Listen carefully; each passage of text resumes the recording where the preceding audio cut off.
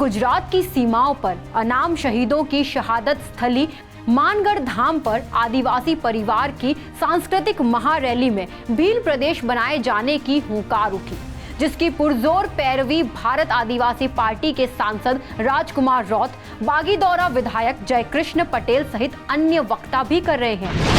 राजस्थान के दक्षिण में आदिवासी बहुल 3 जिले बांसवाड़ा, डूंगरपुर और उदयपुर है और इस इलाके में सालों पहले से भीलिस्तान बनाने की मांग उठती रही है।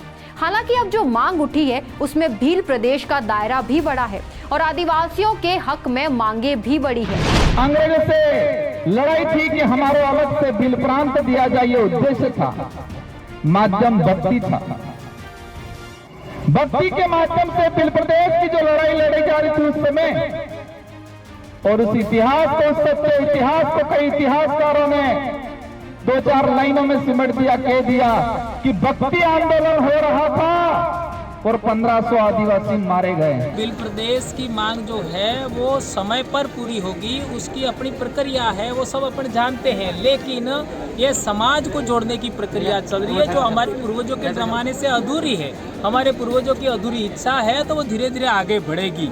आज देख लीजिए कितने बड़े इलाके से लोग आए हैं, कहाँ जैसलमेर, कहाँ मेवात, हरियाणा और आपका ये जो हरियाणा और राजस्थान का बॉर्डर, कहाँ पांडिचेरी से कहाँ से लोग आए, बेंगलोर से भी लोग यहाँ आए हैं। तो यह आप ऐसा मत समझ लीजिए कि 3-4 राज्य का 3-4 जिलों का मामला है, पूरे देश में फैल रहा है। 1980 के दशक में प्रदेश के उदयपुर के आदिवासी क्षेत्रों सहित मध्य प्रदेश और गुजरात के भी कई इलाकों को जोड़कर भीलिस्तान की मांग उठाई थी, क्योंकि ये इलाका आदिवासी बहुल क्षेत्र है। काफी समय तक इन क्षेत्रों में भाजपा और कांग्रेस की सरकारें रहीं, परंतु अलग राज्य की मांग को तवज्जो नहीं दी गई, जबकि इन क्षेत्रों में सीटें आदिवासी वर्ग के लिए रिजर्व रही। समय के साथ समीकरण बदले और चारों राज्यों के कुछ क्षेत्रों को मिलाकर एक प्रदेश बनाने की बात उठी। इन सभी के अलावा जनजाति क्षेत्र में 5वीं अनुसूची लागू करने, जनसंख्या के अनुपात में आरक्षण देने, जनगणना के कॉलम में आदिवासी धर्म का अलग से उल्लेख होने, बेणेश्वर धाम की 80% भूमि आदिवासियों के नाम करने आदि कई मांगे शामिल हैं। मानगढ़ धाम की बात करें तो ये 2 राज्य राजस्थान और गुजरात की सीमा पर पहाड़ी पर है, जिसका आधा हिस्सा दोनों राज्यों में है। इसे आदिवासियों की शहादत स्थली के रूप में पहचाना जाता है। 1913 आजादी के आंदोलन के समय अंग्रेजों ने समाज सुधारक गोविंद गुरु के नेतृत्व में मानगढ़ पहाड़ी पर एकत्रित हुए आदिवासियों को घेरकर गोलियों की बौछार कर दी थी। इसमें 1,500 आदिवासियों की मौत हुई थी। तब से ये स्थान आदिवासियों की तपस्थली है। हर साल यहाँ शहीदों की याद में मेला भरता है, जिसमें बड़ी संख्या में राजस्थान, मध्य प्रदेश, गुजरात और महाराष्ट्र के आदिवासी शामिल होते हैं।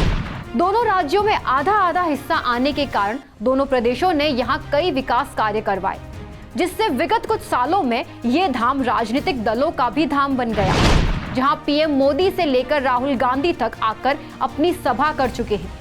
राजनीतिक दल मानगढ़ को सभा स्थल के रूप में इसलिए भी चुनते हैं क्योंकि यहाँ से दोनों राज्यों के वोटरों को साधा जा सकता है। अलग प्रदेश की मांग पर राज्य सरकार भी अपना मत क्लियर कर चुकी है। मंत्री बाबूलाल खराड़ी ने कहा, जाति के आधार पर राज्य नहीं बन सकता। राज्य सरकार इस संबंध में केंद्र को कोई प्रस्ताव नहीं भेजेगी। उन्होंने धर्म बदलने वाले आदिवासियों को आरक्षण का लाभ नहीं देने की भी पैरवी की। खैर, भील प्रदेश की मांग ताकत बढ़ने के साथ बढ़ रही है। राज्य में स्पष्ट संदेश दे दिया गया है कि वो केंद्र को इस मामले पर कोई पत्र नहीं लिखेंगे। अब इन पर आगे क्या निर्णय लिया जाता है, ये देखने वाली बात होगी। बांसवाड़ा से मृदुल पुरोहित की रिपोर्ट। इस तरह की और वीडियो देखने के लिए हमारे YouTube चैनल को सब्सक्राइब करें और बेल आइकन को दबाना ना भूलें। यदि आप हमारा वीडियो Facebook पर देख रहे हैं तो पेज को लाइक और फॉलो जरूर करें। हमारे अन्य सोशल मीडिया पेजेस से भी जुड़ें।